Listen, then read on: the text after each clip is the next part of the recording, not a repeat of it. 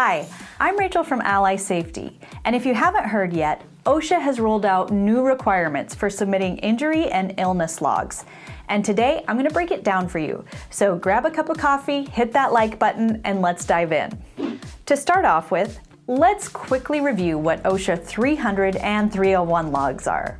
These logs are a crucial part of recording workplace injuries and illnesses. They help businesses track incidents, identify trends, and ultimately create safer workplaces. OSHA requires them to be submitted annually and uses them to flag employers who may have a bit of an issue when it comes to high injury and illness rates. This year, there are a few changes, and here's the big one. If you were already required to keep an OSHA log and you have more than 100 employees, you now need to submit your OSHA log electronically through OSHA's Injury Tracking Application, also known as OSHA's ITA. I know, it's another acronym to add to the safety library.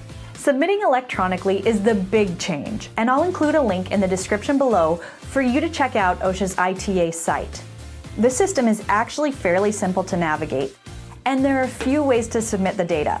One is by filling out a web form on the ITA for each of your organization's work sites or establishments.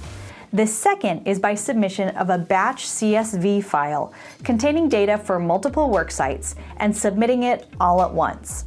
The next change is the date. The data must be submitted electronically through OSHA's ITA by March 2nd, 2024. And just like having tax day on April 15th, March 2nd will now become OSHA Log Day from here on out. Second, since we all know that data privacy is crucial and that OSHA logs can have employee names and other information on them, OSHA has updated their security system to make sure that that information is protected. They also note that employee names and personal information from the injury log will not be made available to the public. So that's important to know. As any of us who've digitized data know, digitally making this data available to OSHA will also make it easier for OSHA to organize it, understand it, and then potentially flag high injury rate organizations that they may eventually target for inspections. It will also make for a more in-depth understanding of the injury and illness history of an organization. Lastly, as employers, just be aware the new rule will provide OSHA with easier access to information overall.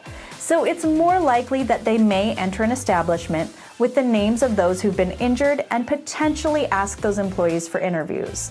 This would all be during the course of a normal OSHA inspection. As we know, more transparency and information can lead to changes, but it remains to be seen how significant they'll be. Overall, if you're an employer who's trying to do the right thing when it comes to workplace safety, this change probably won't change anything at all. The biggest difference will be you're just submitting the OSHA log electronically. One more thing to note. Non-compliance with the electronic submission changes can actually result in a citation. So you definitely want to be ready to electronically submit your records before March 2nd. And there you have it. Understanding and complying with OSHA's new electronic submission requirements doesn't have to be a headache. If you found this video helpful, give it a thumbs up and don't forget to subscribe for more workplace safety tips. As always, take care and stay safe. Hi, Rachel from Ally Safety here. If you enjoyed this video, make sure to check out the Ally Safety Toolbox Talk membership at allysafety.com. There you'll find an entire library of videos that are created to make safety entertaining. I'll see you there at allysafety.com.